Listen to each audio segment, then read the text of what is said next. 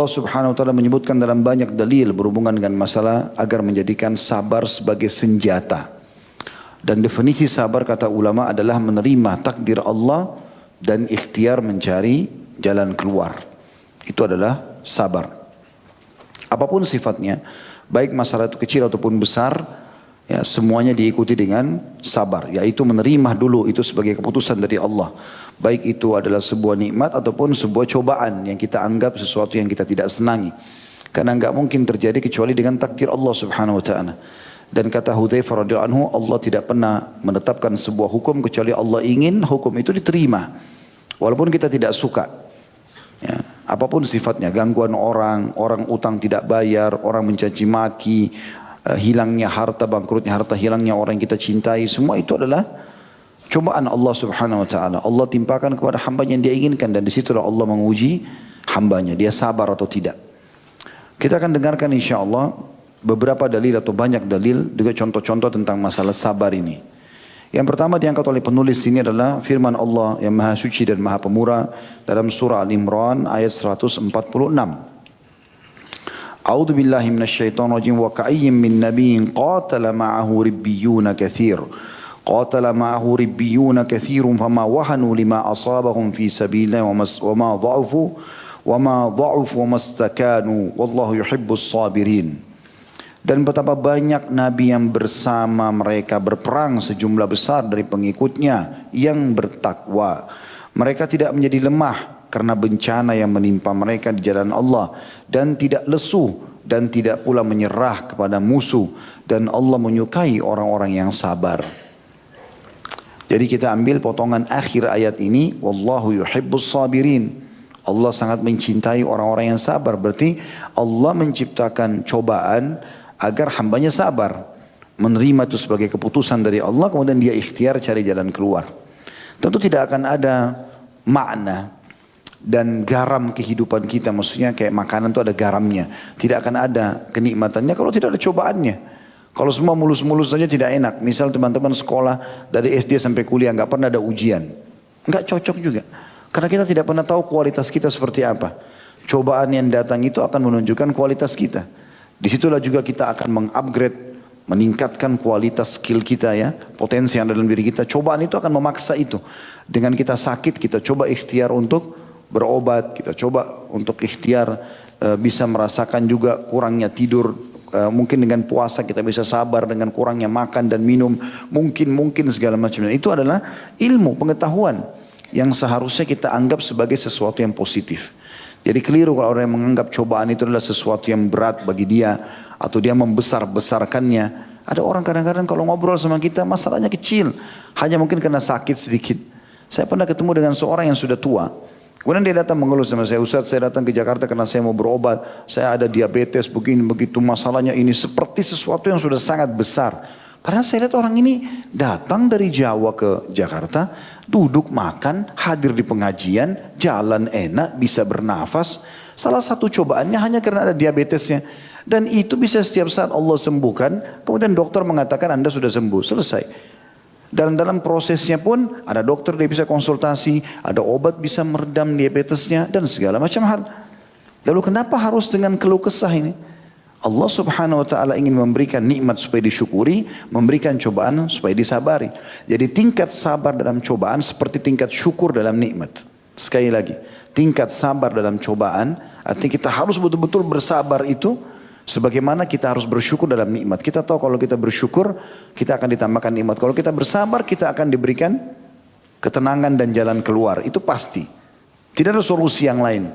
Tidak ada opsi yang lain. Mirip orang lapar, makan solusinya. Orang ngantuk, tidur solusinya. Ini orang cobaan, sabar solusi. Sebagaimana nikmat, syukur. Itu solusi. Tidak usah ciri yang lain. Karena ini Allah SWT yang telah memandu kita untuk ke situ. Allah berfirman betapa banyak nabi. Bisa makna, kata ulama tafsir, seluruh nabi yang Allah sudah utus. Kecuali sebagian kecil. Karena memang ada sebuah hadis Bukhari menjelaskan nanti akan datang nabi pada hari kiamat, tapi enggak disebutkan namanya, yang tidak punya pengikut satupun. Mungkin memang tidak ada yang beriman. Allahu alam siapa nabi itu. Karena dari 124 ribu nabi dan diantaranya 313 rasul, itu yang wajib kita imani 25 nabi dan rasul. Masih banyak yang kita belum tahu. Nabi Muhammad SAW saja Allah mengatakan masih ada di antara nabi-nabi ada nabi yang kami ceritakan kepada Muhammad, ada yang belum kami ceritakan kepadamu. Jadi memang hampir semua nabi-nabi bersama mereka berperang sejumlah besar dari pengikutnya yang bertakwa. Untuk berperang itu bukan hal yang gampang. Keluar, bawa senjata, berhadapan dengan musuh. Kalau kita tidak pernah memulai pengorbanan kecil, kemudian mau diminta pengorbanan besar, mustahil terjadi. Antum nggak pernah berinfak 1.000 rupiah atau 2.000 rupiah lalu kemudian mau berinfak 100.000 itu nggak bakal mungkin terjadi. Tapi mulai dari kecil, kemudian bertahap jadi 5.000, 10.000, jadi 50.000, jadi 100.000. Tidak akan pernah jadi 1 juta kecuali 100.000 dulu dimulai dan seterusnya sampai pindah kepada hal yang lebih besar. Kita berkorban dulu haus, lapar dengan puasa. Kita berkorban dulu dengan mendahulukan orang lain. Baru nanti tahapan-tahapan yang terbesarnya berkorban darah gitu kan. Itu yang sering kadang-kadang saya godain beberapa jemaah, bapak-bapak yang umroh dengan atau haji dengan saya. Kalau yang tidak mau gundul, saya kadang-kadang bercanda. Pak, baru rambut Allah minta, belum darah. Gitu. Sudah berat seperti kalau cukur rambut itu sudah luar biasa menjadi manusia paling jelek di dunia. Kenapa? Apa masalahnya gitu? Rambut digugurkan, apalagi dalam sebuah hadis yang dihasankan oleh para ulama, setiap helai rambut yang gugur 1 pahala. Itu luar biasa gitu. Tapi masih berat. Hanya karena malu di depan istrinya, hanya karena malu tempat kerjanya. Sampai kadang-kadang sambil mereka tertawa saya mengatakan, kalau antum gundul karena kriminal, malu. Pulang haji umrah gundul malu, aneh ini. Kan gitu. Jadi berkorban dulu rambut, nanti kalau Allah minta darah, berkorban perang, siap gitu kan. Terus tiba-tiba belum pernah berkorban lalu mau diajak jihad, dibawa kolom semuanya. Nggak bakal berani gitu loh. Nah para sahabat dilatih oleh Nabi SAW untuk biasa berkorban. Ya, berkorban waktu, berkorban tenaga, berkorban harta, berkorban perasaan, segala macam hal seperti itulah. Nah di sini dikatakan nabi-nabi itu yang ikut bersama mereka berperang adalah orang-orang yang bertakwa. Memang sudah sampai pada tingkat dia mengenal Tuhannya dan ingin mengejar janji-janji Allah Subhanahu Wa Taala. Mereka tidak menjadi lemah karena bencana yang menimpa mereka di jalan Allah. Di sini makna yang paling dekatnya adalah bencana dalam jihad. Karena di sini Allah menyebutkan di potongan awal ayat adalah perang. Jadi kayak misalnya tinggalin keluarga, tinggalin pekerjaan, itu kan kepikiran gitu kan. Orang biasa pergi haji umroh saja tidak pernah lepas handphonenya, hubungi kerjaan ini, kerjaan itu. Ini jihad bisa terputus kontak gitu kan. Bisa kembali, bisa enggak. Iya kalau langsung masuk medan perang lalu ditebas lehernya mati. Kalau dipotong dulu tangannya, dicungkil matanya, kan segala macam. Banyak hal yang bisa terjadi gitu kan. Ya, seperti Asim radhiyallahu anhu, insya Allah nanti kita akan bahas hari Sabtu nanti tablik akbarnya. Bagaimana beliau dibunuh oleh musuh dan berusaha untuk diambil batok kepalanya. Gitu kan. Dipotong untuk diberikan kepada tokoh-tokoh Mekah gitu kan, supaya ditebus, ya, supaya dibayar. Dan banyak sahabat-sahabat Nabi yang menghadapi masalah-masalah seperti itu. Tapi karena mereka, nanti di closing hadisnya, penutupan ayatnya dijelaskan mereka sabar, maka mereka tidak lemah. Mereka tidak menjadi lemah karena bencana yang menimpa mereka di jalan Allah. Yang puncaknya adalah jihad, setelahnya adalah semua bencana di jalan Allah. Bencana dalam menuntut ilmu, ya, mungkin godaan orang, dihina segala macam, ditolak ilmunya, apalah. Mungkin dalam perdagangan gagal usahanya, mungkin dalam rumah tangga dia harus nasihatin pasangannya, mungkin anak-anaknya dia bersabar dalam memperbaiki mereka. Ini semua adalah bencana di jalan Allah Subhanahu Wa Taala yang kita disuruh bisa melaluinya. Tantangan hidup itu untuk dihadapi, bukan dihindari. Percuma. Kalau untuk menghindari percuma. Akan ada tantangan yang lain Allah berikan. Tapi kalau yang benar adalah kalau ada tantangan depan mata, hadapi. Kita hadapi dan senjata terkuat adalah sabar. Terima dulu itu takdir Allah. Kemudian kita ikhtiar cari jalan keluarnya. Seperti itulah. Dan tidak juga lesu dan tidak pernah menyerah kepada musuh. Dia tidak pernah menyerah kepada syaitan. Manusia dan jin yang berusaha melemahkan iman, menggoyahkan, ya. Tidak ada sama sekali. Dan orang-orang beriman selalu kokoh menerima keputusan Allah SWT. Sebagaimana dia nikmat bersyukur dengan nikmatnya makanan, minuman, dia juga merasa nikmat dengan kesabaran yang Allah berikan pada saat musibah sedang datang. Gitu kan. Urwah bin Zubair rahimahullah, dia kakinya satu diamputasi, anaknya mati.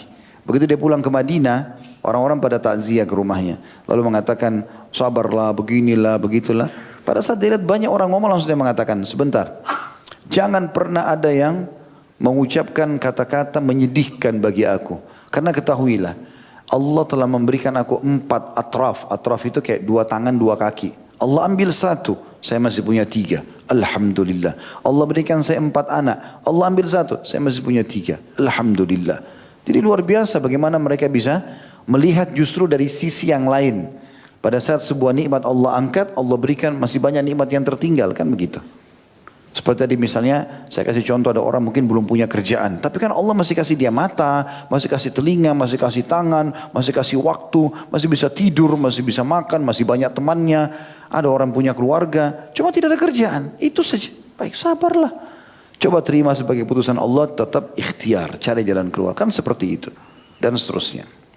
Dan Allah mengatakan setelah itu, dan Allah menyukai orang-orang yang sabar. Kata beliau, sabar secara bahasa adalah menahan dan mengendalikan, seperti perkataan orang, fulan terbunuh karena ia sabar. Maksudnya apabila dia mengendalikan dan menahan diri, seperti bunyi firman Allah yang maha suci dan maha pemurah dalam surah Al-Kahfi ayat 28. A'udzu billahi minasyaitonir rajim, wasbir nafsaka ma'al ladzina yad'una rabbahum bil ghadati wal 'ashyi yuriduna wajha. Dan bersabarlah kamu bersama dengan orang-orang yang menyeru Rabb mereka pada pagi dan sore hari karena mengharap wajahnya. Artinya tahan hawa nafsumu, tahan gejolak untuk melakukan pelanggaran-pelanggaran. Ya, sebagaimana pernah kita jelaskan, sabar ada 3 tingkatan. Sabar dalam mengerjakan ketaatan kepada Allah Subhanahu wa taala, bangun sholat malam, berpuasa di siang hari, masuk ke dalam masjid, pergi ke masjid kalau sholat, dan segala macam hal. Ini butuh kesabaran. Begitu juga dengan sabar dalam meninggalkan kemaksiatan, peluang-peluang untuk berzina, untuk berbohong, untuk menipu, semua ada. Sabar. Kalau lagi datang, sabar. Antum ngomong sama diri antum sendiri, sabar. Sabar, sabarkan diri sendiri antara antum sama Allah SWT dengan jiwa antum.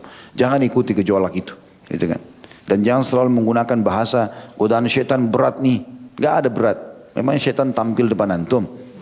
Cekik-cekik harus kau berzina. Kalau enggak saya penggal lehermu, saya cungkil mata. Gak ada. Antum aja yang besar-besarin tuh. Godaannya berat nih. Bohong. Mana berat? Pakai tidur, pakai makan, baca Quran bisa. Harus kokoh, gitu kan. Sabar di situ. Kemudian juga dalam cobaan harian, tak usah terlalu banyak berkeluh kesah. Nanti kata Imam Ahmad rahimahullah, orang mukmin itu akan merasakan puncak nikmat Allah tanpa cobaan lagi pada saat kakinya sudah menginjakkan surga. Tapi untuk mendapatkan derajat di surga dia harus dicoba di dunia. Pasti akan diuji oleh Allah SWT. Karena ada derajat-derajat yang tidak bisa dijangkau kecuali dengan kesabaran. Gitu kan? Mungkin amal kita, coba antum hitung deh masing-masing kita yang ada di sini, termasuk saya. Berapa banyak amal yang sudah kita kerjakan? Apakah setiap malam kita tahajud? Setiap hari kita sholat duha? Kalaupun sudah iya, sempurnakah bacaannya? Gerakannya? Surah apa yang antum baca? Doa apa yang antum ucapkan? Apakah zikir pagi petang sudah rutin dibaca? Tidak pernah luput. Mengerti gak maknanya? Apakah setiap hari antum sudah sedekah? Jenguk orang sakit? Tiap hari bakti sama orang tua? Tiap hari berbuat baik sama istri dan anak atau suami sama anak? Tiap hari baik sama tetangga? Dan banyak sekali yang lain. Kan banyak kekurangan gitu. Amal apa yang kita bisa hadapkan di hadapan Allah SWT pada hari kiamat? Apa yang kita mau banggakan? Kadang-kadang kita masih sudah beramal, itu pun masih diikuti dengan riya, masih diikuti dengan mengkhayal pada saat sholat, dan segala macam hal. Makanya Abdullah bin Umar berkata, radhiyallahu anhu, pada ini ahli ibadah, dikenal sahibut ta'assi. Orang yang sangat fanatik dengan Nabi SAW. Setiap ada perbuatan Nabi apa yang dia tahu, langsung dia kerjakan. Sampai dia mengatakan kalau seandainya saya tahu ada orang yang lebih mengerti daripada saya sebuah hadis Nabi, maka saya akan naik kuda ataupun unta atau keledai untuk menuju ke sana. Maka beliau mengatakan kalau seandainya saya sudah tahu pasti 2 rakaat solat saya diterima oleh Allah SWT, maka saya akan bersyukur kepada Allah. Tapi semua ya dia tahu itu. Kita harus sebagai seorang muslim harus antara roja, khauf dan roja. Takut Allah tidak terima, dari satu sisi kita berharap Allah terima. Gitu kan? Tapi kepastian 100% kita nggak bisa menjamin diri kita. Kita yakin dengan itu insya Allah janji Allah. Tapi di sini seorang mukmin harus berada di antara itu. Karena kalau dia khawatir amalnya kurang, dia akan terus menjaga kualitasnya. Gitu kan? Seperti itulah. Di sini kita disuruh bersabar kalau kita sudah ada orang beriman, orang-orang saleh, ahli ibadah, tiap hari kerjanya di jalan Allah, bersabarlah bersama mereka. Itu yang Allah katakan di sini. Dan bersabarlah kamu bersama orang-orang yang menyeru Rabb mereka pagi dan sore hari karena mengharap wajahnya. Firman Allah tersebut maksudnya sabarkanlah dirimu bersama mereka. Adapun sabar menurut syariat, kata beliau adalah menahan diri dari hal-hal yang Allah haramkan. lalu menguatkannya dengan melaksanakan kewajiban-kewajibannya. Jadi ini definisi yang ditulis oleh beliau, diambil dari buku Mawarid Az-Zam'an, ya. Lidrusus Zaman, di jilid 2 halaman 40. Di sini maksudnya adalah definisinya. Kalau beliau lebih terfokus, sabar adalah menahan diri dari hal-hal yang Allah haramkan, lalu menguatkannya dengan melaksanakan kewajiban-kewajiban. Jadi misalnya orang lagi sakit, jadi bukan cuma sabar itu berarti menahan sakitnya. Memang betul-betul di sini adalah meninggalkan hal-hal yang haram dalam berobat misalnya, atau dalam bertutur kata, berkeluh kesah, gitu kan. Jadi tidak boleh dia ucapkan itu. Dia bersabar. Ya, dalam arti kata bukan cuma sekedar menahan sakit sekali lagi, tapi dia tahan tutur katanya, tidak mengucapkan kalimat keluh kesah, kecuali memang dia sampaikan pada dokter masalah sakitnya saja, gitu kan. Lalu dia nikmati. Coba teman-teman kalau ada cobaan apa-apa, coba nikmati di prosesnya. Enak saja kita laluin tuh.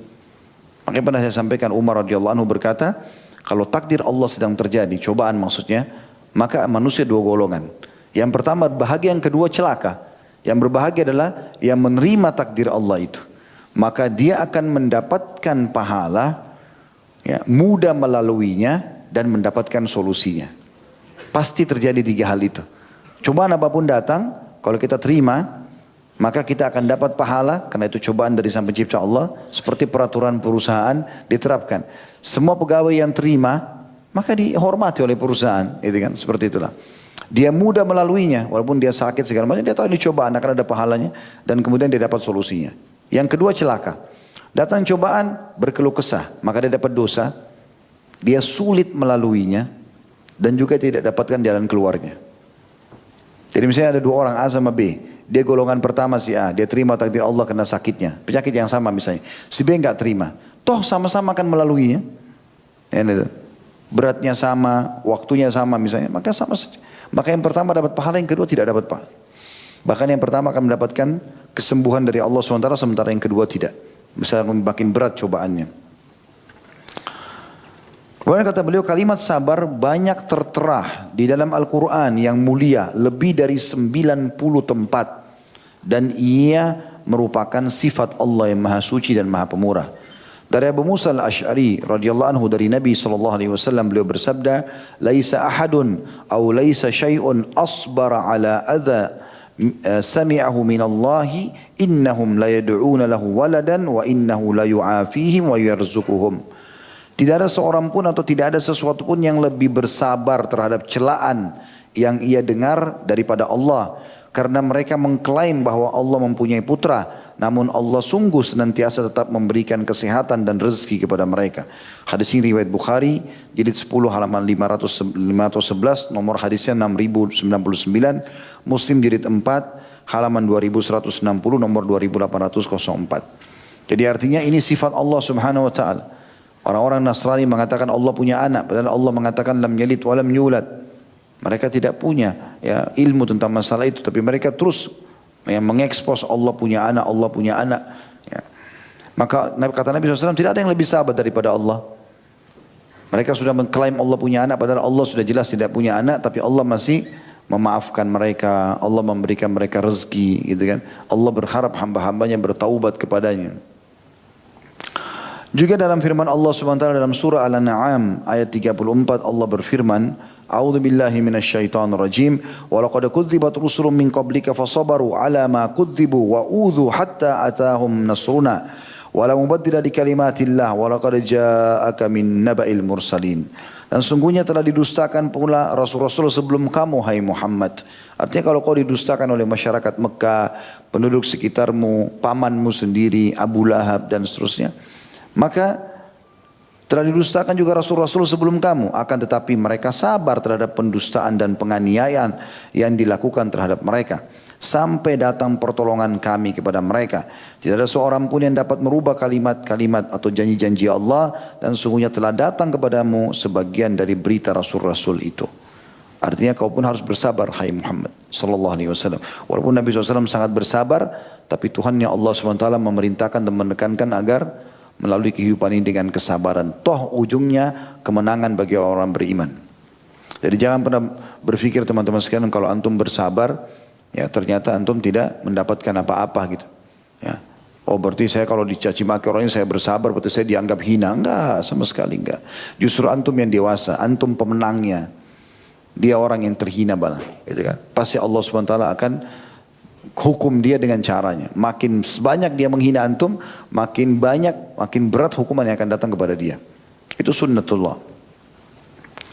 Allah SWT juga berfirman dalam surah Al-Ahqaq ayat 35. Perintah kepada baginda Nabi SAW agar bersabar.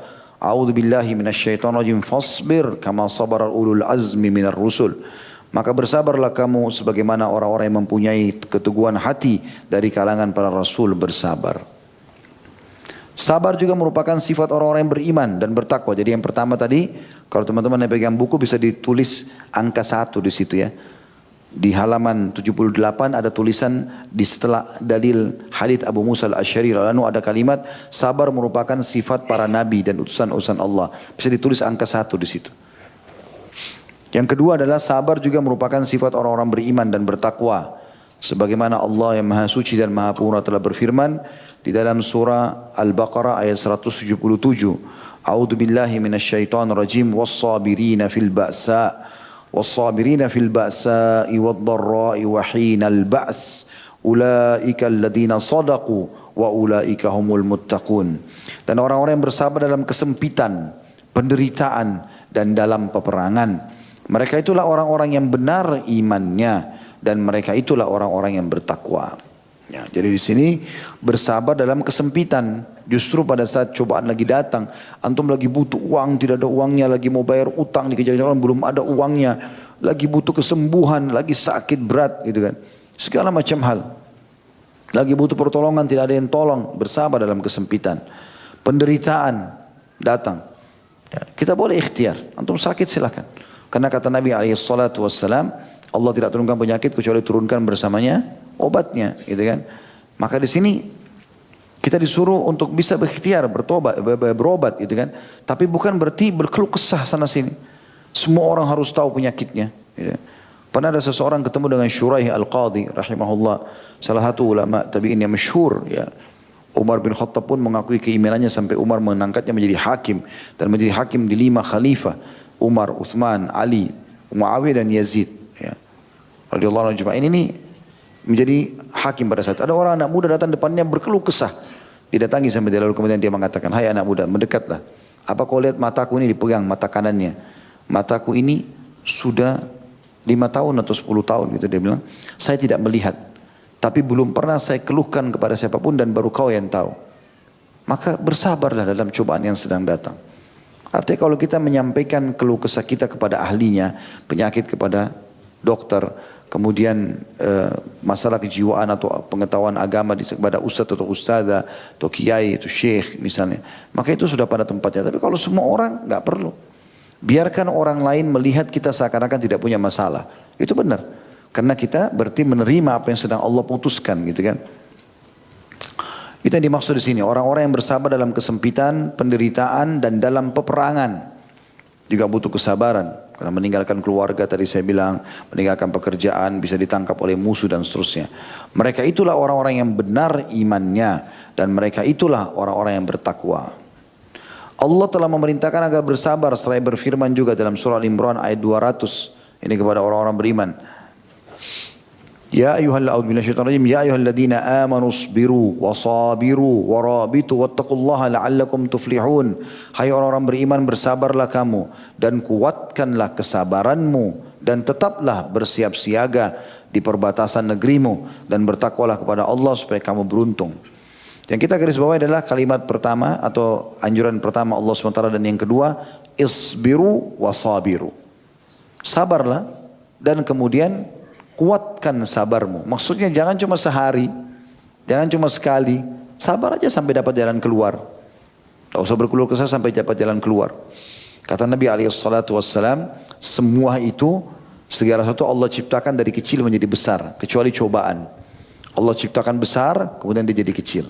Jadi sebenarnya pukulan itu memang di awal saja. Setelah berjalan beberapa waktu kita akan anggap biasa tentunya. Allah juga memerintahkan orang beriman agar selalu menjadikan sabar sebagai senjata dan alat untuk kemenangan. Begitu juga dengan sholat. yang bunyinya dalam Al-Baqarah 153, A'udzubillahi minasyaitonirrajim, ya ayyuhalladzina amanu ista'inu bis-sabri was-salah, innallaha ma'as sabirin. Hai orang beriman, jadikanlah sabar dan salat sebagai penolongmu. Sesungguhnya Allah beserta orang-orang yang sabar. Maksudnya Allah selalu akan menolong dia dan memberikan jalan keluar dari cobaannya. Di sini kita disuruh meminta tolong kepada Allah dengan sabar dan salat. Ya. Ada sholat teman-teman sekalian yang mungkin jarang di antara muslimin melakukannya itu. Padahal ini termasuk sholat sunnah. Ya. Bahkan sholat-sholat inilah yang dilakukan oleh banyak para nabi-nabi. Termasuk Nabi alaihi salatu wassalam, Nabi Muhammad sallallahu alaihi wasallam mengerjakannya. Yaitu sholat tatawwu, tambahan. Ya. Jadi bisa juga sholat ini dikatakan dalam sebuah riwayat sahih, Nabi alaihi salatu wassalam kalau punya masalah beliau langsung menuju ke sholat. Sholat ini bukan duha, bukan tahiyat masjid, bukan taubat, bukan wudu. Sholat pendekatan diri antum kepada Allah. Antum wudu, niat sholat pendekatan diri kepada Allah saja. Dia tidak ada niat khususnya untuk sholat duha kata tadi, sholat ini tidak ada penganjuran itu. Tapi dia sholat pendekatan diri kepada Allah. Misal antara azan, antara maghrib dan isya. Antum lagi dulu di masjid tidak ada kegiatan. Lalu antum mau dekatkan diri kepada Allah SWT. Antum boleh sholat mutlak. Sholat saja. Mirip dengan puasa juga. Hadis yang menjelaskan Nabi SAW pernah pulang ke rumah lalu bertanya kepada Aisyah radhiyallahu anha, ya Aisyah, apakah ada makanan? Kata Aisyah, tidak ada ya Rasulullah. Kata Nabi SAW, kalau gitu saya puasa. Ini kata ulama bukan Senin Kamis. Karena kalau Senin Kamis nggak pakai nanya lagi, Nabi pasti puasa. Sudah tidak ada lagi keraguan karena dikatakan dalam riwayat lain Aisyah sendiri memberikan kesaksian kalau Nabi SAW tidak pernah meninggalkan Senin dan Kamis. Jadi pertanyaan Nabi ini selain itu, misalnya hari Selasa gitu kan, Nabi pulang ke rumah nggak ada makanan, ya sudah saya puasa aja. Ini puasa pendekatan diri kepada Allah SWT. Seperti juga sholat sunnah tadi. Nah di situ bisa kita lakukan kalau lagi ada masalah ada apa, wudu, sholat, menghadapkan diri kepada Allah SWT, dekatkan diri kepada Allah. Sujud, jangan angkat kepala kita kecuali sudah merasa plong. Sampaikan semua kepada Allah SWT. Karena Allah tempat kita curhat, bukan manusia. Nah, hindari curhat sama manusia teman-teman, karena tidak ada gunanya. Dia manusia seperti kita. Antum hadapi masalah 10 tahun dalam rumah tangga. Terus mau cerita sama orang dalam setengah jam, berharap dia berikan jalan keluar. Bagaimana caranya? Enggak mungkin, gitu kan? Sulit sekali.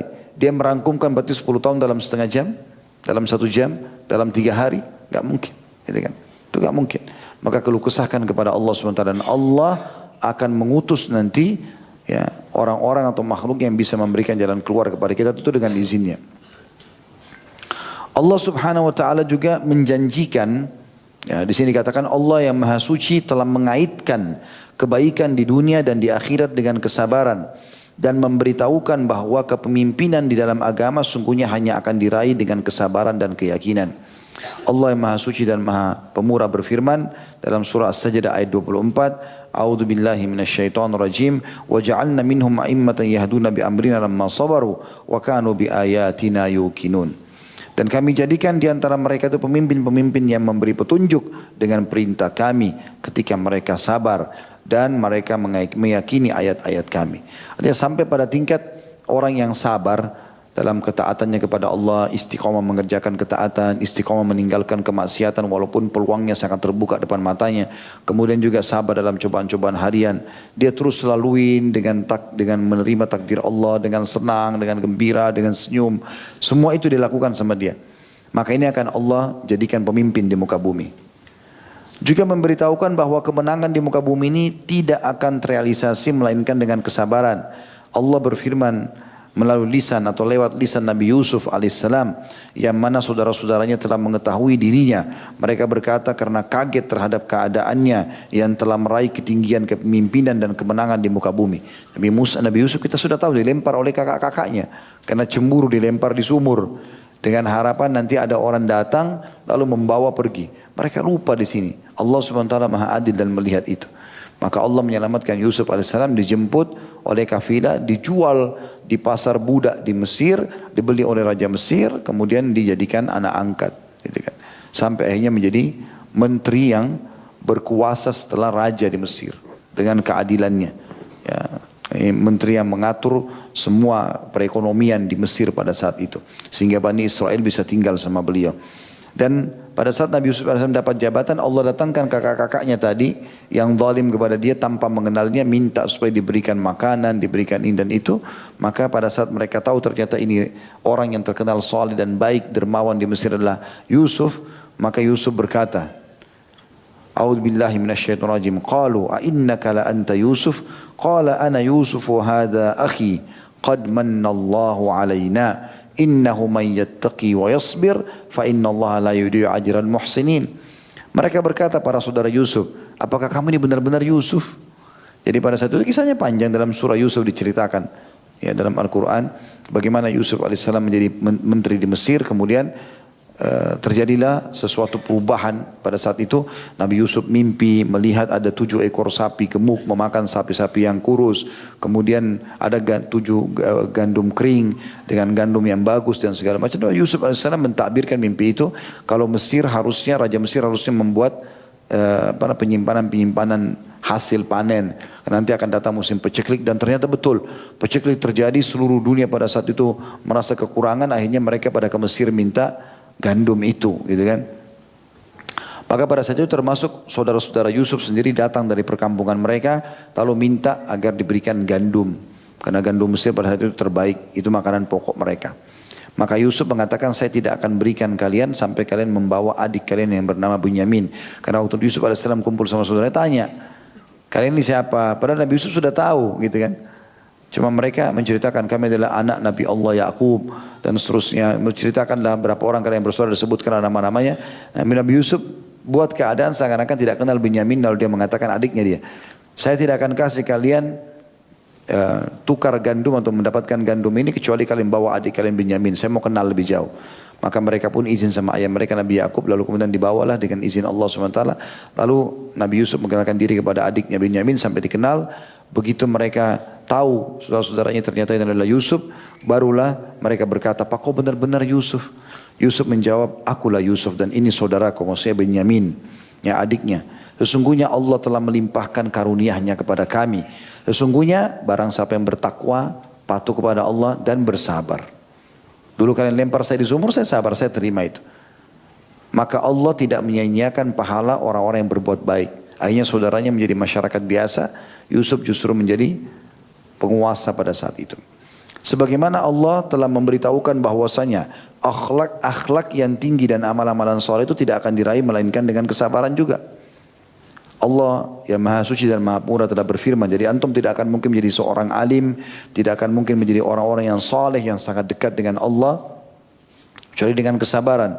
Dalam surah Al-Qasas ayat 80 Allah berfirman, A'udzu billahi minasyaitonir rajim. Wa qala alladziina utul ilma wailakum thawabullahi khairun liman amana wa amila shalihan wa la yulaqaha illa as-sabirun.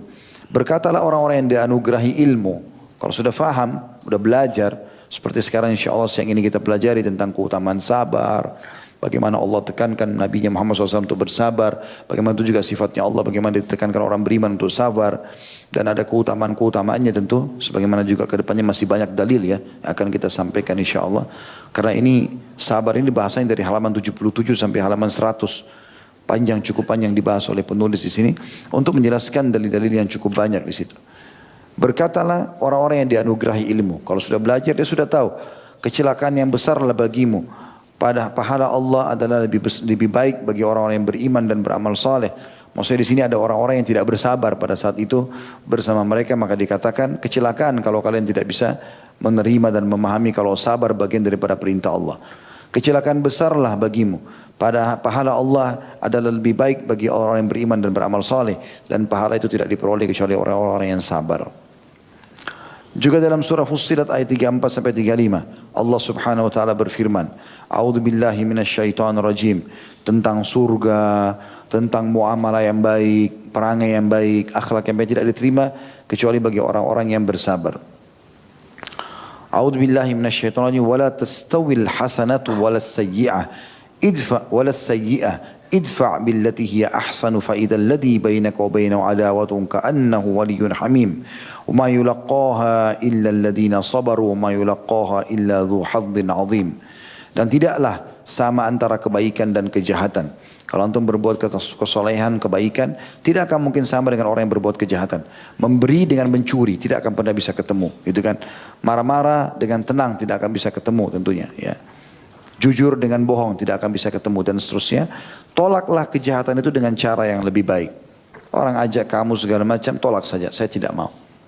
Maka tiba-tiba orang yang antaramu dengan antara dia ada permusuhan, seolah-olah telah menjadi teman yang sangat setia. Sifat-sifat yang baik itu tidak dianugerahkan melainkan kepada orang-orang yang sabar, dan tidak dianugerahkan melainkan kepada orang-orang yang mempunyai keberuntungan yang besar.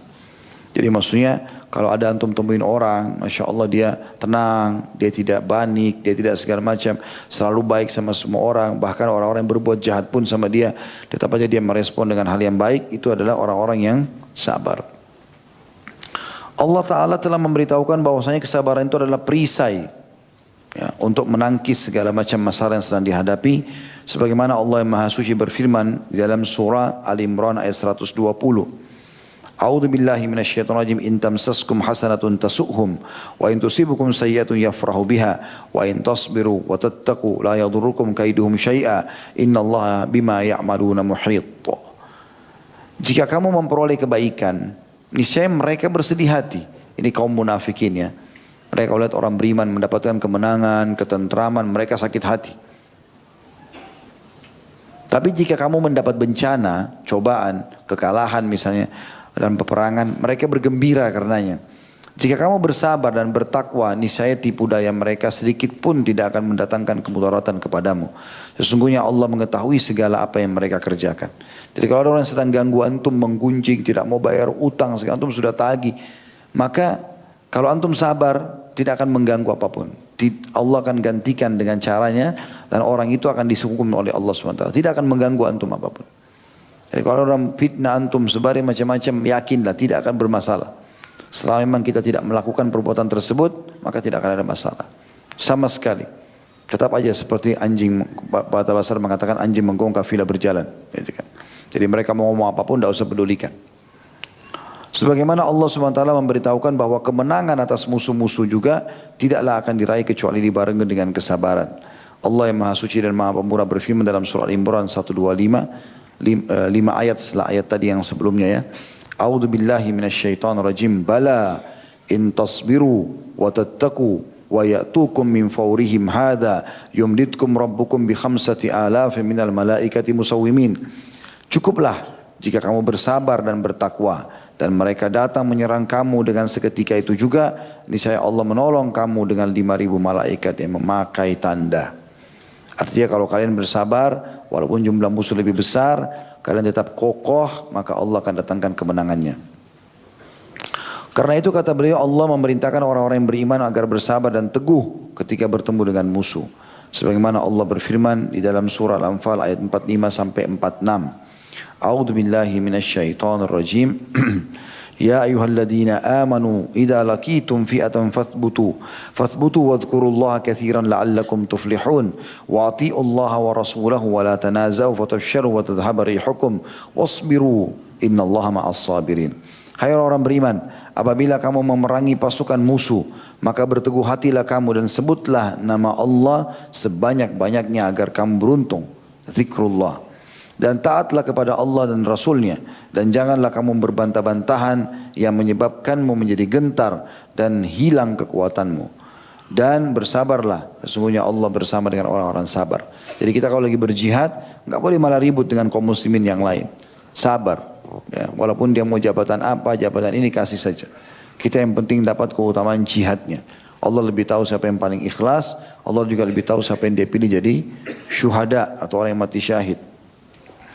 Justru sebaliknya, kalau orang suka bertengkar di antara muslimin, maka Allah hilangkan. Di sini dikatakan Allah menyebabkan menjadi gentar dan hilang kekuatanmu, dan bersabarlah, ya, karena Allah beserta dengan orang-orang yang sabar. Nabi SAW bersabda, wa'lam anna an-nasra ma'as sabr.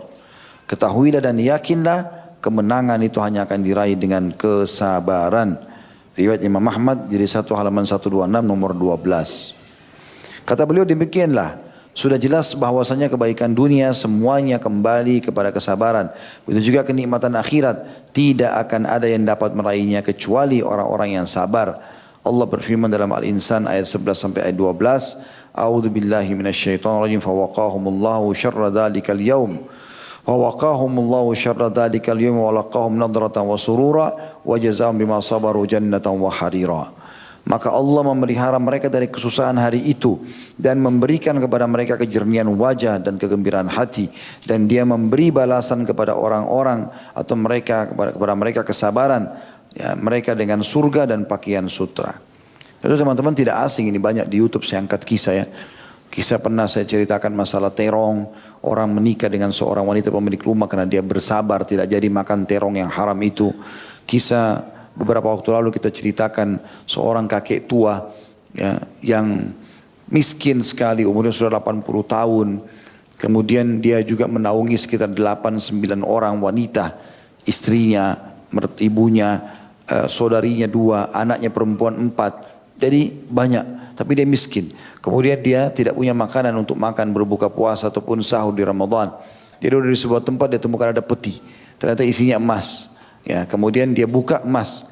Maka pada saat itu di benaknya muncul pikiran was-was syaitan, sekarang sudah halal dia untuk ambil karena dia tidak bisa lagi makan, tidak ada makanan untuk dia makan buka puasa. Tadi sahur tidak makan apa-apa, gitu kan, cuma minum air putih. Maka dia pun mengatakan pada dirinya tidak mungkin. Saya harus bersabar. Ini bukan hak saya. Saya akan kembalikan pada pemiliknya. Ditutuplah. Kemudian dia pun pulang ke rumahnya. Akhirnya dia cerita sama istrinya. Istrinya mengetahui. Istrinya juga mengatakan kalimat yang sama. Kita susah. Sudah kau punya hak untuk pakai. Sekarang kau temukan itu barang. Dia bilang tidak bisa. Jangan pernah kau sentuh ini. Kita harus bersabar. Ini cobaan dari Allah SWT. Bahkan kalau kau berani sentuh peti emas ini, kau ambil, kau akan saya ceraikan. Padahal umurnya sudah 80 tahun lebih. Istrinya juga sudah mendekati umur begitu. Sekitar 75 tahun. Jadi saking takutnya. Terus kemudian besok hari dia dapat di Masjid Haram ada orang yang mengiklankan, kalau siapa yang menemukan peti emas saya akan kasih, semoga Allah luaskan rezekinya dan seterusnya. Maka orang tua ini berkata, kalau seandainya ya ada yang menemukan emasmu, kau kasih bayaran enggak? Kata orang itu, berapa dia minta? Kata dia 100 dinar, gitu kan. Minta 10% lah dari harta emas, karena emas itu kalau salah ada 1000 ya, dinar pada saat itu. Dia bilang tidak, orang itu bilang, saya orang mau kembalikan karena Allah, silakan. Kalau dia tidak mau kasih, dia tidak mau kembalikan ya urusan dia sama Allah. Dia pulang ke rumah, dia bilang sama istrinya, kayaknya kita nggak bisa nih. Orang ini nggak, saya sudah temukan pemiliknya, tapi dia nggak mau kasih uang. Kata istrinya, coba bilang lagi besok kembali lagi ketemu. Orang itu iklankan lagi di atas batu depan Ka'bah. Wahai muslimin, siapa yang temukan peti saya akan kasih, saya akan doakan semoga Allah lapangkan rezekinya, Allah mudahkan urusannya. Orang tua ini berkata lagi, hai anak muda, orang Khurasan kebetulan dari wilayah Iran ya. Dia mengatakan, hai orang Khurasan, kalau orang dapat berapa kau kasih? Kata orang itu, berapa dia minta? Katanya dia 10 dirham, 10 dinar. Kata orang yang punya uang tidak akan kasih. Dia pulang lagi kepada istrinya. 10 dinar pun orang ini tidak mau. Coba minta lebih sedikit, kata istrinya. Besok ketemu lagi orang yang sama. Iklanin lagi. Kata dia, orang tua ini, berapa kau akan kasih? Dia bilang, berapa dia minta? Kata orang tua ini, 1 dinar. 1 dinar ini, setengah dinarnya dia berikan sedekah kepada orang untuk buka puasain orang di Ramadan. Setengah dinar, 1 dinar emas itu cukup banyak gitu kan. Setengahnya dia kasih sedekah, setengahnya dia pakai untuk kebutuhan keluarganya. Kata orang pemilik uang, dah, saya nggak mau. Semoga Allah balas dia saja dengan ini. 1 dinar pun dia tidak mau kasih. Dia pulang pada istri, dia bilang kita harus kembalikan ini. Tidak bisa lagi, orang yang tidak mau. Besok saya akan temui, besok ditemui, lalu kata dia, ikutlah ke rumah, ke tempat saya. Kau akan saya perlihatkan emas yang kau hilang. Terus dia datang ke rumahnya, kebetulan pada saat itu yang ceritakan ini Tabari, Imam Tabari rahimahullah. Salah satu penulis tafsir dan segala macam banyak ilmu pengetahuan yang didalami oleh beliau. Dia bilang saya waktu itu masih belum alim, belum kaya, belum segala macam. Saya tahu kisah ini dari awal, saya ikutin sampai ke rumah. Rumah itu gubuknya mau rubuh bangunannya, pintunya mau rubuh. Saya masuk ke rumah tidak ada sama sekali lapisan tanah saja. Di depan saya ada banyak orang-orang tua perempuan, bajunya kusut-kusut gitu. Kemudian masuk ke situ lalu saya pamit sama yang punya rumah ini, si kakek ini saya juga boleh masuk. Karena dari awal saya ikuti kisah ini. Begitu duduk, Dikeluarkan peti tersebut, dikasih orang Khurasan ini, kemudian buka, ditemukan sama jumlahnya memang 1000 dinar. Tiba-tiba dia ambil, dia tidak terima kasih, langsung dia pergi. Maka si orang tua ini sama keluarganya semua bingung gitu. Ada orang sepelit ini, 1 dinar pun dia tidak mau kasih, padahal sudah dikembalikan 1000 dinar. Tapi apa yang terjadi? Sabar dia. Maka dia mengatakan pada istrinya, bersabarlah. Pasti Allah ingin sesuatu dengan ini. Ternyata kata Imam Tabari, saya sudah tidak tahu mau bilang apa. Para perempuan-perempuan itu digambarkan sebenarnya dalam bukunya seperti orang yang kaget, yang mulutnya terbuka. Kok bisa terjadi? Ya, mangap. Kok bisa ada orang begini? 1 dinar pun tidak mau gitu. Maka setelah beberapa saat kembali lagi orang itu, ketuk lagi pintu. Saya seakan-akan mau jadi tamu. Kata orang tua ini, kata Imam Tabari, dia buka pintu orang itu. Lalu orang tua ini masih mengatakan, ada apa? Dia bilang, saya ingin bertamu. Kata orang tua, orang anak muda itu. Kata orang tua ini, silakan masuk, masuklah. Dia lain, tapi saya nggak punya apa-apa, ini Ramadan. Kata dia, tidak masalah. Perlu anda tahu, sebenarnya saya punya 3 kali lipat dari emas seperti ini. Ada 3.000, ini 1.000 ini. Ini tinggalkan oleh ayah saya. Ayah saya orang kaya, tinggalkan. Tapi di Khurasan sana. Waktu dia mau meninggal, dia wasiatkan kepada saya. 1 dinar, 1 peti dinar, 1000 dirham ini. 1000 dinar ini kau pakai untuk haji. Bagi warisan. 1000 dinar lagi, ya, kau pakai pergi haji. Kemudian 1000 dinar lagi kau bawa sementara haji itu, kan ini kebetulan di musim haji. Kau bawa ke haji, ke Mekah sana, cari selama perjalanan orang yang paling susah dalam hidupnya menurut kau, ya, kasih 1 orang saja 1000 dinar itu sedekah dari saya. Sepertiga hartanya, karena bukan boleh wasiatkan sepertiga harta. Maka dia bilang, saya dari awal melihat tidak ada orang yang lebih butuh daripada kamu. Ditaruh uang itu lalu dia pergi, anak muda ini. Begitu dia pergi jauh, kata Imam Tabari, saya sama kakek ini tua coba mengejarnya juga tidak bisa dapat. Karena orang itu sudah tidak ada. Maka dia pun kembali ke rumah lalu dia tersenyum si kakek ini sambil mengatakan, ya ketahuilah, dia panggil istrinya, ketahuilah ini akibat sabar. Allah bukan cuma kasih kita 100 dinar atau 10 atau 1, tapi Allah kasih semuanya karena kesabaran kita. Coba kita ambil kemarin, mungkin Allah tidak akan berikan kita seperti ini. Pasti Allah akan buat orang ini pergi cari orang lain. Karena kita seperti tidak lulus dalam tes itu gitu. Lalu kemudian kata Tabari, dipanggillah semua perempuan-perempuan yang tua itu, termasuk 2, ada anak perempuannya masih gadis, 2 orang, saya juga duduk, maka kami 10 orang. 8 orang perempuan, 9 sama si kakek, lalu 10 orang sama saya. Lalu kemudian mulailah dia bagi-bagi uang dinar itu. Jadi saking dermawannya si kakek ini, walaupun dia sudah susah hidupnya, dia masih bagi-bagi 1 koin, 1 koin, 1 koin. Terus sampai habis. Karena jumlahnya 1000 dan mereka 10 masing-masing dapat 100 dinar. Gitu kan. Maka setelah itu kata Imam Tabari, belum sesaat ibu-ibu ini semua pada keluar, pergi belanja di pasar, beli makanan segala macam. Tiba-tiba berubahlah keadaan tersebut. Saya datang keesokan harinya, saya pun mengambil uang tersebut, saya temukan uang itu uang yang paling berkah. Saya pakai nuntut ilmu segala macam. Beberapa tahun setelah itu saya kembali, saya datangi lagi rumahnya orang tua itu, rupanya dia sudah meninggal. Dan ternyata rumah mereka sudah tidak ada. Saya tanya mana keluarganya si fulan, kakek itu. Mereka mengatakan, oh itu sana orang-orang kaya di kota Mekah. Jadi jadi kaya raya semua gara-gara 100 dinar tadi itu setiap orang. Dan anak-anaknya yang 2 atau 4 orang perempuan semuanya nikah sama tokoh-tokoh masyarakat di Mekah. Tapi semua itu efek daripada kesabarannya. Jadi kadang-kadang cobaan datang itu Allah SWT ingin uji kita. Mungkin kita temukan handphone, temukan uang, temukan kesempatan berzina, temukan kesempatan apa. Itu Allah ingin menguji kita. Allah sedang melihat. Kita lalui enggak? Kalau kita lalui berarti di ujung sebuah cobaan itu ada sesuatu yang besar yang Allah janjikan. Ya, antum lulus atau tidak lulus itu tergantung daripada upaya antum di situ. Selanjutnya dalilnya adalah setelah surah Al-Insan tadi ya, ayat 11 sampai ayat 12, bagaimana Allah Subhanahu wa taala menjanjikan orang yang bersabar itu akan diberikan kebaikan dunia semuanya ya, dan juga dia akan mendapatkan kenikmatan di akhirat. Maka Allah memelihara, artinya ayatnya maka Allah memelihara mereka dari kesusahan hari itu dan memberikan kepada mereka kejernihan wajah dan kegembiraan hati di hari kiamat, dan dia Allah memberi balasan kepada mereka karena kesabaran mereka dengan surga dan pakaian sutra. Juga surah Al-Furqan ayat 75 Allah berfirman, A'udzu billahi minasyaitonir rajim. Ulaika yujzaunal ghurfata bima sabar wa yulaqawna fiha tahiyatan wa salama. Mereka itulah orang-orang yang diberi balas dengan martabat yang tinggi dalam surga, derajat yang sangat tinggi karena kesabaran mereka. Dan mereka disambut dengan penghormatan dan ucapan selamat di dalamnya. Jadi karena kesabaran selama di dunia, tetap komitmen menjalankan perintah Allah, sabar dalam sholat malam, dalam sedekah, dalam segala macam. Juga sabar dalam meninggalkan kemaksiatan, peluang-peluangnya ditepis, dihindari dan seterusnya.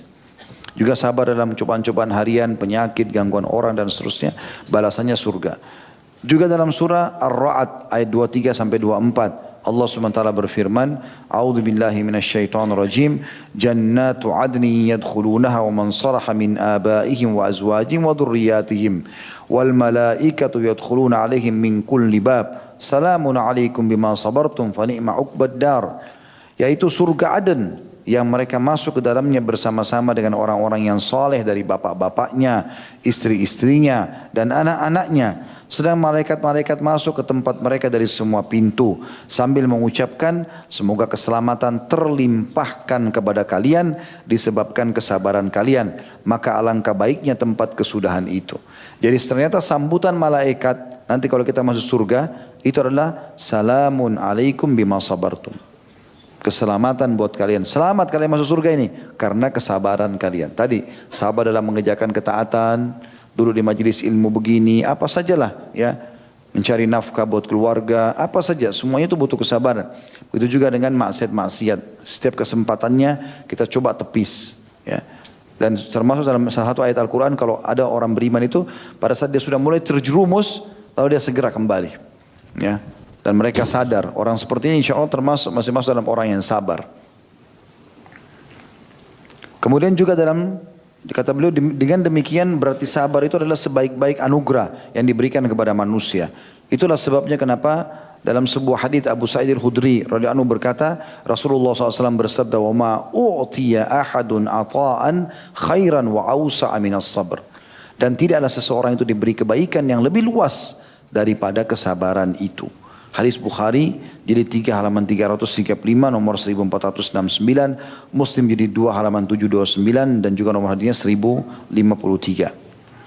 Sabar itu terbagi atas 3 macam, kata beliau: sabar terhadap ketaatan, sabar dari kemaksiatan, serta sabar terhadap ketentuan takdir atau musibah dari Allah yang menjadikannya sakit atau menjadikan sakit. Adapun sabar terhadap ketaatan kepada Allah Subhanahu wa taala, karena ketaatan itu banyak dan berulang-ulang. Salat 5 waktu, salat malam dan seterusnya. Oleh karena itu jiwa kesulitan dan merasa berat untuk menjaganya. Maka seorang muslim wajib bersabar untuk melaksanakan ketaatan yang berulang-ulang. Dan dia tidak boleh meremehkannya karena terus berulang-ulang atau terulang-ulang. Karena itu Allah memuji orang-orang yang menegakkan solat. Sebagaimana Allah Maha Suci dan Maha Pura berfirman dalam surah Al-Ma'arij ayat 23. A'udzu billahi minasyaitonir rajim. Alladzina hum ala salatihim daimun. Orang-orang yang tetap komitmen, istiqamah, rutin mengerjakan solat mereka. Dan mencela orang-orang yang menegakkan solat tapi mereka itu lalai. Dalam surah Al-Ma'un ayat 5. A'udzu billahi minasyaitonir rajim. Alladzina hum an salatihim sahun. Yaitu orang-orang yang lalai dalam solatnya. Ya. Dan melarang dari membatalkan amal. Maksudnya di sini apa? Dan mencela orang-orang yang menegakkan solat tapi mereka itu tidak tahu sambungannya di sini ya. Baiklah, yang jelas 2 ayat ini yang menekankan bagaimana Allah memuji orang yang istiqamah dalam mengerjakan solat terus menerus dan tidak menganggap remeh. Di sini kesabaran dia dalam komitmen mengerjakannya, terus menerus solat 5 waktu, terus menerus jaga solat malam, semua solat intinya, terus menerus menjaga ketaatan-ketaatan, terus menerus meninggalkan kesalahan-kesalahan. Ini semua masuk dalam masalah sabar. Saya pernah menonton sebuah cuplikan, ada seorang mu'allaf masuk Islam. Waktu ditanya, jadi dia Masya Allah jadi da'i setelah itu. Tapi salah satu waktu ditanya, kenapa anda pertama tertarik dengan Islam? Dia bilang, saya tidak pernah menemukan ada orang, ada komunitas manusia seperti kaum muslimin. Baik dalam istiqamah mengerjakan sebuah perintah, dalam sehari mereka harus sholat, habis sholat ada zikir, dalam sholat itu ada bacaan yang harus dijaga, ada kewajiban-kewajiban, ada yang membatalkan yang dia harus hati-hati darinya. Dia komitmen mengerjakan apapun. Dan yang luar biasa, tidak pernah saya lihat komunitas yang sesabar kaum muslimin. Mereka adalah komunitas manusia yang begitu datang cobaan, mereka paling cepat untuk bangkit kembali. Karena memang kita tahu kita tidak boleh putus asa dari rahmat Allah kan. Kita bersabar. Bahkan termasuk putus asa dari rahmat Allah dosa besar. Kita pernah pelajari di hari Rabu malam bahasan kita di masjid ini tentunya. Maka itu juga masuk dalamnya. Gara-gara itu dia masuk Islam. Dan dia tidak temukan dalam komunitas masyarakat lain. Mereka kalau putus asa sedikit, mereka bisa bunuh diri, mereka segala macam. Kalau Islam semua melarang itu. Satu sisi ada larangan, ancaman berbuat dosa, bunuh diri misalnya. Sisi yang lain kita juga disuruh terus termotivasi untuk mengejar taubat dari kesalahan-kesalahan dan juga berusaha mengejar yang terbaik dari pahala yang bisa didapatkan. Juga dalam surah Muhammad ayat 33, Allah SWT berfirman, A'udzubillahi minasyaitonirrajim, ya ayyuhalladzina amanu atiiullaha wa atiiur rasulah wa la tubtilu a'malakum. Ya. Hai orang-orang beriman, taatlah kepada Allah dan taatlah kepada Rasul dan janganlah kamu merusak pahala amal-amalmu. Oh, jadi kalau kita tarik dari paragraf yang sebelumnya, dan Allah Subhanahu wa taala memuji orang yang menegakkan salat terlalu istiqamah dan mencela orang yang menegakkan salat tapi mereka lalai, dan juga melarang dari membatalkan amalan. Potongan ini mungkin secara cetakan buku saya lihat terlalu dekat dengan terjemahan ayat. Begitu ya, yang pegang buku itu. Di halaman 83, di atas ayat surah Muhammad ayat 33, di atas Allah SWT berfirman ada kalimat dan melarang dari membatalkan amalan. Ini semestinya secara penulisan harusnya ada spasi yang cukup untuk memisahkan antara ayat Al-Ma'un 5 dengan kalimat ini. Jadi sebenarnya melarang dari membatalkan amalan dalilnya adalah surah Muhammad 33 itu. Ya. Jadi paragraf ini sebenarnya ada sendiri. Artinya kita disuruh dimotivasi untuk menjaga istiqamah, sabar dalam mengerjakan ketaatan dan jangan sampai membatalkan amal. Jangan tengah jalan putus asa. Puasa ya sabar aja sampai habis. Jangan batalkan tengah-tengah misalnya. Gitu kan, dan seterusnya. Maknanya kata beliau, apabila kalian telah masuk dalam ketaatan, maka bersabarlah, sempurnakanlah dan janganlah memutuskannya. Berapa banyak orang yang senantiasa ke masjid dan menjaga solatnya, kemudian habislah kesabarannya, akhirnya meninggalkan masjid dan putus dari solatnya. Dan berapa banyak orang yang memulai menghafal Al-Quran, kemudian pudar kesabarannya, akhirnya tidak menyempurnakannya dan seterusnya. Maka sudah seharusnya bersabar terhadap ketaatan. Wahai muslim, kata beliau, sabarkanlah dirimu terhadap ketaatan kepada Rabbmu. Manakala di waktu pagi katakanlah kepada dirimu, wahai jiwaku, bersungguh-sungguhlah dalam ketaatan kepada Allah, karena boleh jadi hari ini merupakan yang terakhir bagimu. Dan apabila di waktu sore katakanlah kepadanya, kepada jiwamu sendiri, wahai jiwaku, bersungguh-sungguhlah dalam ketaatan kepada Allah, karena boleh jadi malam ini merupakan yang terakhir bagimu. Dan teruslah begitu sehingga kamu dapat menyerahkannya jiwa ini kepada Rabb pencipta dalam keadaan ridho dan diridhoi. Lalu akan dikatakan kepadanya, fadkhuli fi ibadi wadkhuli jannati. Maka Allah akan berfirman, maka masuklah ke dalam jamaah di hamba-hambaku, maksudnya kelompok hamba-hambaku, dan juga masuklah ke dalam surgaku. Al-Fajr 29-30. Termasuk untuk sabar di atas ketaatan adalah sabar dalam berbuat baik kepada kedua orang tua. Apalagi keduanya telah lanjut usia. Juga sabar dalam mencari ilmu. Karena mencari ilmu adalah jihad. Sebagaimana ulama salaf berkata, aku perangi diriku selama 30 tahun. Dan tidak ada yang paling menyulitkanku daripada mencari ilmu. Karena itulah ketika Musa AS berkata kepada Khidir dalam surah Al-Kahfi ayat 66-69, A'udzu billahi minasyaitonir rajim, hal attabi'uka ala an tu'allimani mimma 'ullimta rusyda qala innaka lan tastati'a ma'iya sabra wa kaifa tasbiru ala ma lam tuhit bihi khubra qala satajiduni insyaallahu sabiran wa la a'si laka amra. Musa berkata kepada Khidir, bolehkah aku mengikutimu supaya kamu mengajarkan kepadaku ilmu yang benar di antara ilmu-ilmu yang telah diajarkan kepadamu, maksudnya oleh Allah. Khidir menjawab, sesungguhnya kamu sekali-kali tidak akan sanggup sabar bersamaku. Dan bagaimana kamu sabar atas sesuatu yang kamu belum mempunyai pengetahuan yang cukup tentang itu? Musa berkata, insya Allah kamu akan mendapati aku sebagai orang yang sabar. Dan aku tidak akan menentangmu dalam satu urusan pun. Maka ketika beliau tidak dapat menahan kesabarannya karena melihat perbuatan-perbuatan Khidir yang mengherankannya, maka Khidir berkata di Al-Kahfi 78, A'udzu billahi minasyaitonir rajim, qala hadza firaqu baini wa bainik, sa'unabbi'uka bi ta'wili ma lam tastati' alaihi sabra. Khidir lalu berkata, inilah perpisahan antara aku dengan kamu, hai Musa. Aku akan memberitahukan kepadamu tujuan perbuatan-perbuatan yang kamu tidak dapat sabar terhadapnya. Jadi waktu itu kisahnya kita sudah mungkin tahu tapi saya ingatkan kembali. Musa alaihissalam sempat berkata kalimat, dia mengatakan alaihissalatu wassalam, aku adalah orang yang paling mengetahui hukum Allah di muka bumi. Musa alaihissalam tidak niat sombong. Tapi kata-kata ini dinilai oleh Allah subhanahu wa ta'ala. Maka Allah subhanahu wa ta'ala mengutus kepada Musa alaihissalam malaikat yang mengatakan Allah mengitip salam kepada Musa dan memberitahukan kalau Allah punya hamba yang lebih pintar daripada kamu. Pergilah. Dan untuk menunjukkan pada saat itu ternyata ilmu Allah sangat luas kepada Musa alaihissalam, Allah tidak langsung menyebutkan siapa orang itu. Allah SWT ingin memberikan ilmu kepada Musa, cuma dikasihkan cirinya. Kau akan jalan nanti melewati pinggiran lautan dan bawalah ikan di dalam sebuah wadah.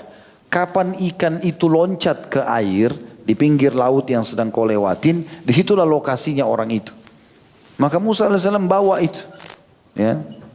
Terus jalan, setiap istirahat itu ikan selalu ditaruh di atas batu dekat air, tidak loncat-loncat ikan ini. Terus saja sampai Nabi Musa AS, kalau tidak salah itu bersama Yusha AS, Nabi yang akan jadi Nabi nantinya dari Bani Israel, itu datang membantu Musa AS. Kemudian jalan. Rupanya di malam hari pada saat lagi tidur, Yusha ini sempat melihat ikan itu keluar dari wadahnya, tapi unik gitu, bukan cuma sekedar loncat gitu. Jadi ada kegiatan, ada perbuatan dilakukan ikan itu kan tidak masuk akal, dia bisa keluar dengan mudahnya, dia dengan mudahnya keluar, kemudian dia bergerak, kemudian dia masuk dalam air dan pergerakannya itu tidak unik, bukan seperti umumnya ikan gitu ya. Tapi dia ngantuk, dia tidur. Jalanlah Musa AS sampai jauh, sudah jauh, baru Yusha mengingat. Lalu dia mengatakan, wahai Musa, sepertinya apa yang tanda-tanda yang Allah berikan itu sudah terjadi di tempat yang ini dan itu. Musa tanya, di mana di sana? Pergilah mereka, tempat ikan itu. Lalu ketemu sama Khidir, lalu bicara. Langsung Musa AS mengetahuilah, ini orangnya gitu. Maka dikatakan, apa kamulah orang yang, waktu Khidir tanya, siapa kalian? Musa mengatakan, aku adalah Musa. Kata Khidir, kau adalah Nabi untuk Bani Israel. Dia mengatakan iya. Lalu kata Musa, saya ingin belajar kepada kamu ilmu yang sudah Allah ajarkan. Maka kata Khidir ayat ini, kau enggak akan bisa sabar dengan saya. Karena Khidir tahu, perintah-perintah Allah yang sampai kepada Khidir ini, enggak semua orang tahu.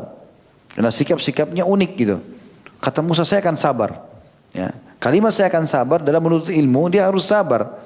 Enggak boleh dia buru-buru protes gurunya. Ya, seperti itulah. Maka yang terjadi, Khidir pun baru pertama kali naik di atas kapal bersama Musa, dibolongin sama Khidir. Orang ini gak ada salahnya, gak ada apa, dibolongin. Karena tidak sabar, langsung dia bilang, kenapa kau bolongin kapalnya orang gitu. Kata Khidir, kan sudah saya bilang. Gitu. Waktu pertama menuntut ilmu syaratnya, baik kau akan saya terima, boleh jalan sama saya belajar, tapi dengan syarat, jangan tanya kepada saya sesuatu sampai saya yang jelaskan. Musa deal, baiklah kalau gitu. Ternyata dia tanya sebelum dijelaskan. Kata Musa, baik, saya minta maaf, saya tidak akan ulangi. Gitu kan. Kemudian jalan lagi, ada anak kecil lewat lagi main-main, teman-temannya lari semua, lalu ditangkap oleh Khidir, dibunuh langsung. Musa lihat anak kecil, tidak ada dosanya, kenapa dibunuh? Kenapa kau bunuh jiwa yang tidak ada dosanya gini, protes.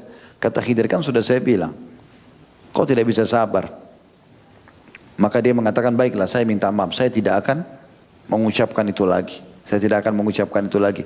Jalanlah mereka sampai ke dalam satu tempat, rupanya Allah perintahkan Khidir untuk memperbaiki sebuah tembok. Di satu perkampungan ada benteng, begitu mereka masuk, mereka mau nginep tidak diizinkan. Maka Khidir pada saat mau keluar, tugasnya dari Allah SWT memperbaiki tembok, ada anak yatim tinggal di situ. Perbaikin tembok itu, ya, nanti supaya tidak rubuh. Di bawah tembok itu ada harta karun yang disimpan oleh ayahnya dua anak yatim ini. Kalau mereka dewasa baru Allah rubuhkan temboknya, Allah akan kasih kepada mereka. Kalau sekarang mereka masih kecil diperbutkan oleh masyarakat setempat. Maka Khidir memperbaiki tembok itu. Musa AS niatnya baik. Dia cuma mengatakan, kau kan sudah perbaiki tembok ini. Tembok ini tembok masyarakat di sini. Maka kita bisa minta balasan, maksudnya supaya kita dikasih izin nginap di sini atau apa. Maka kata Khidir, sekarang saatnya kita berpisah. Dan saya akan ceritakan kamu apa sebabnya dari perbuatanku semua itu. Kalau yang pertama, kapal saya bolongin karena di sekitar wilayah itu Allah telah beritahukan kepada saya dan Allah perintahkan ada raja zalim suka mencuri kapal-kapal masyarakat atau nelayan yang masih bagus. Ya. Maka saya bolongin supaya dia lihat aibnya, maka dia tidak ambil kapalnya. Karena orang itu orang baik. Orang-orang itu orang baik. Anak kecil yang saya bunuh itu perintah Allah. Karena kedua orang tuanya saleh. Anak ini mengajak orang tuanya kepada kekufuran. Dan Allah akan ganti kedua orang tuanya dengan anak yang saleh. Ini Musa belum sampai ilmunya di situ. Kemudian juga tembok yang saya perbaikin bukan karena saya minta balasan. Tapi karena memang ini diperintahkan oleh Allah Subhanahu Wa Taala. Di bawahnya ada harta anak yatim. Kalau dirubuh sekarang maka akan diambil oleh masyarakat setempat. Gitu kan. Seperti itulah kurang lebih. Maka apa kata Nabi SAW? Perhatikan ini penutupan bahasan kita. Kata Rasulullah SAW, Yarhamullahu Musa, lawadittu annahu kana sabara hatta yuqassa alaina min akhbarihima. Mudah-mudahan Allah memberikan rahmat kepada Nabi Musa. Sungguh aku menginginkan, kata Nabi Muhammad SAW, dia bersabar. Supaya apa? Sehingga berita-berita tentang keduanya, Khidir ini ilmunya luas sekali, Allah kasih. Karena tidak ada manusia yang tahu, dia lakukan langsung perintah Allah. Gitu kan? Maka sehingga berita-berita tentang keduanya dapat dikisahkan kepada kita. Hadis ini sahih riwayat Bukhari nomor 122, Imam Muslim nomor 2300.